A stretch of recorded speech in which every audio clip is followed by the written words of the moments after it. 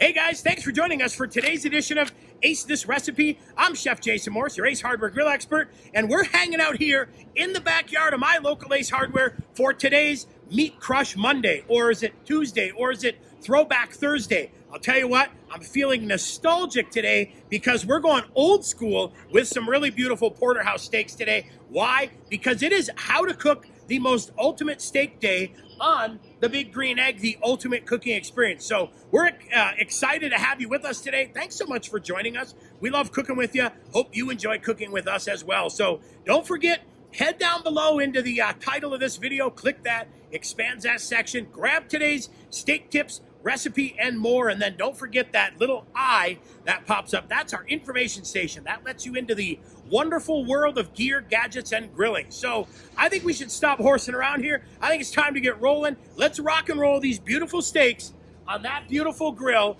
and take care of business. Thanks for joining us. Well, time to do a little bit of steak prep, and I'll show you. Here's what I look for, right? Look at that beautiful porterhouse. So we've got the best of both worlds. Actually, we have the best of all worlds here. We have this beautiful, beautiful New York strip steak. We have a nice big filet on here, but then guess what? We get the beauty of that bone in there as well. So I look for some really nice choice porterhouses today that have just beautiful marbling.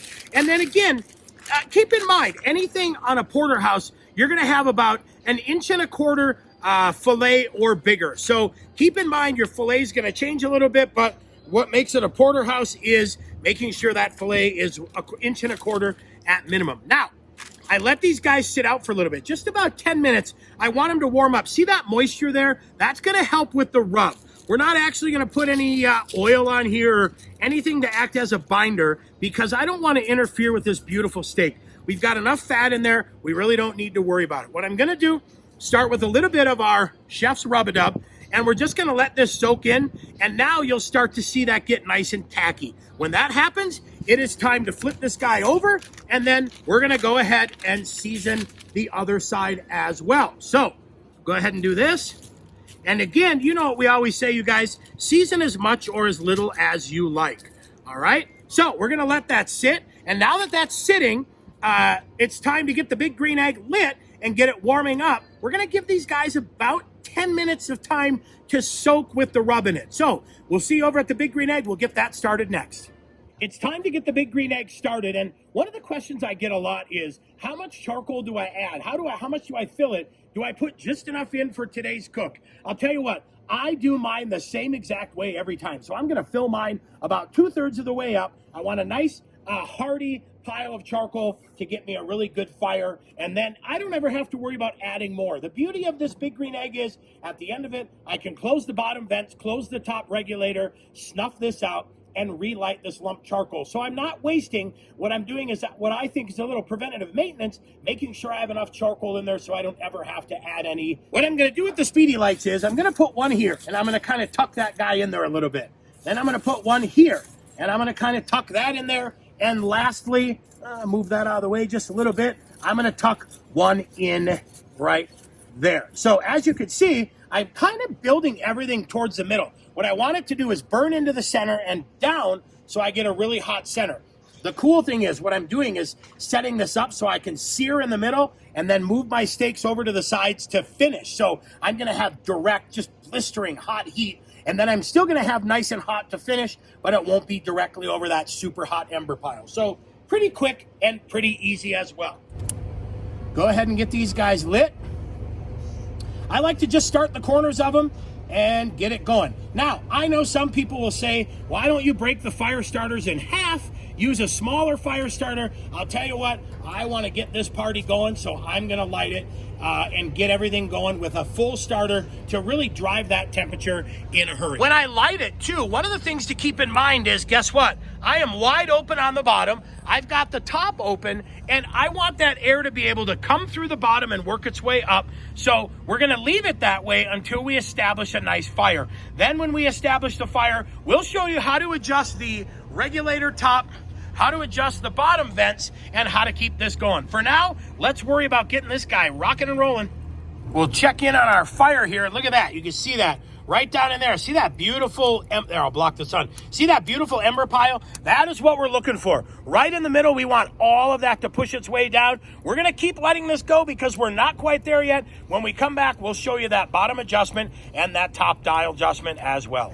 All right, we are nice and hot up top. So here's my adjustment, and this is how I do it. I think the best thing about the Big Green Egg is really learning how it works good for you. This is how it works great for me. So see the size of that opening? I go about halfway of the screen, and then the remaining half, I cover half with the flap. What happens is I've got a beautiful fast entry, and that really just keeps the Big Green Egg loaded, keeps lots of air in there. And then what I do is I will adjust it on the top side. So now we're gonna go wide open, let all that smoke come out, but now we are gonna watch that heat just grow and grow and grow. Then what I'll do, once this gets up into that 500-degree range, I will start to adjust this to keep it in line and keep that right at 550 degrees. So really it starts with keeping the bottom there so that it's loaded, it's ready to go, and all that air wants to rush through. Then we slow it down up top. For me, this is how I love working the Big Green Egg, and this is what I think works great. We're almost there. We're at 500 degrees now, and I guess what I want to do as well is I always like to add a little bit extra flavor, right? I love the flavor of the Big Green Egg, but I want to add a little bit of post oak. So what I'm going to do is I'm actually going to add these two chunks here into the charcoal. I'm going to leave them dry so that they just smolder, but I'm going to go ahead, lift this up carefully here. Look at that beautiful fire. And then what I'll do is I'm going to grab the grill grate off there super quick, set it to the side, and now I'm just going to add a couple pieces of wood on there. Then what I'll do with my tongs, I got the grill grate back on, but now this post oak is just gonna smolder and smoke and give us a really nice finish to our steaks. Next up, it is time to add the steaks in. All right, we are good to go at that 550 degrees. Steaks have rested, so about 10 minutes to rest, seasoned them, let them go about 10 more minutes. We'll give this a quick little burp here, make sure we're all set to go, and now it is time to go nice and hot right over the middle. So I'm actually gonna let these guys sit right over that fire, get a beautiful sear. We'll go ahead and close it. Now, I'm gonna let these go for about 2 or 3 minutes on the side. And then I'm actually gonna lift them up, set them back down so I can get those beautiful diamond marks. Now, depending upon the level of doneness, you may wanna go ahead and let these guys sit for 5 minutes aside, 6 minutes aside. I think we're gonna go ahead and go 3 minutes, 3 minutes, flip them, 3 minutes, and 3 minutes. I want a beautiful, nice, medium rare today. Time to rotate these guys a little bit. We'll give you a look at this first side here. Look at that. Beautiful sear. We're gonna go ahead and turn these guys, get some beautiful marks on here, and now leave them alone. Let this side finish for another 3 minutes, then it will be time to flip. We flipped that first steak. Look at that beautiful sear. Nice, nice, nice color on that bone as well. Time to flip the second guy. And now we're gonna go ahead and leave these guys, let them go for about another 6 minutes this side. So again, we're looking at about 6 minutes aside. That should give us a beautiful medium rare. So we're just finishing these guys up, and like I said, now I've moved them to the outside. So I've got that hot flame in the middle. I'm letting these guys finish on the outside, but that is a beautiful live fire steak right there. Time to check our doneness here, you guys. Let's give a cut into this and see where we're at, but look at that. Nice, beautiful, medium-looking steak right there. That is absolutely fantastic, and I apologize, but it looks like that is totally my quality control portion, but right there, that is what we're going for. Beautiful, medium-ish steak. That is so perfect. Well, I'll tell you what, talk about a fantastic recipe. Once again, it's all about letting these grills do exactly what they were designed to do. And I'll tell you that Big Green Egg does a fantastic job really giving you that beautiful live fire steak. Like I said, we went a little old school today on these porterhouses, and they turned out fantastic. We added a new component to this video where we're gonna give you a little flyby, a little drive-by as we cut into these steaks and check our doneness. So check that out. I think that's pretty cool as well.